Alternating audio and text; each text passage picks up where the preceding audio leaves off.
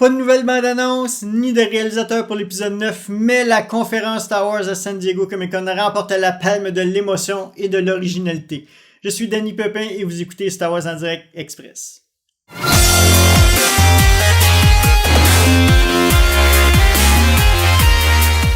Vendredi dernier avait lieu la conférence du Réveil de la Force à San Diego Comic-Con et Lucasfilm n'a pas déçu les fans qui ont attendu en ligne pendant près de 48 heures pour y assister.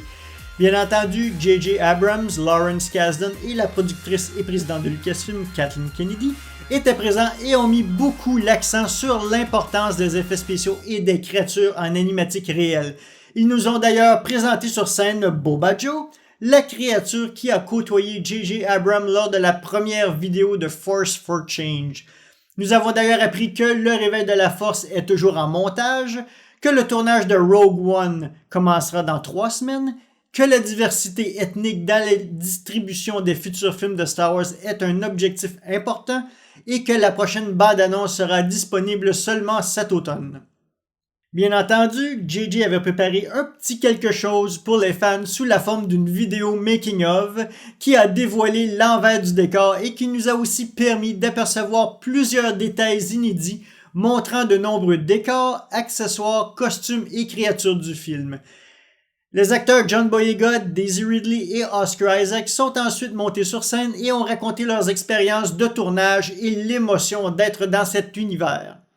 Les acteurs des personnages du côté obscur, soit Adam Driver, Domhnall Gleeson et Gwendolyn Christie, ont suivi. Nous avons alors appris que le rôle joué par Gleeson est le général Hux et que la base du Premier Ordre se nomme Starkiller en hommage au nom de famille de Luke Skywalker dans les premières versions du scénario de Star Wars Un Nouvel Espoir. JJ et Lawrence ont aussi répondu non, avec hésitation, lorsqu'un fan leur a demandé si Darth Plagueis serait présent dans le film.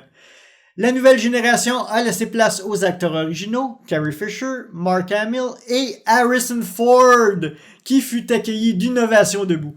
Il a d'ailleurs été ému par l'accueil des fans et a mentionné qu'il était très fier et heureux d'être impliqué à nouveau dans la franchise. Est-ce que l'on pouvait surpasser la présence d'Harrison Ford sur scène? Eh ben oui. J.J. Abrams, dans un élan de folie et avec l'accord de la ville de San Diego, a convoqué tous les spectateurs du Hall H à un concert Star Wars en plein air non loin du centre de convention. Après un message enregistré du maître John Williams, plusieurs pièces des films Star Wars ont été jouées par le San Diego Symphony, suivies de spectaculaires feux d'artifice.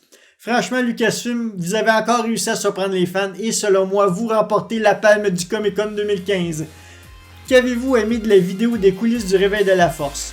Est-ce que la conférence a été à la hauteur de vos attentes? Laissez vos commentaires ci-dessous et nous en discuterons lors d'une de nos prochaines émissions. C'est tout pour Star Wars en direct express et que la force soit avec vous.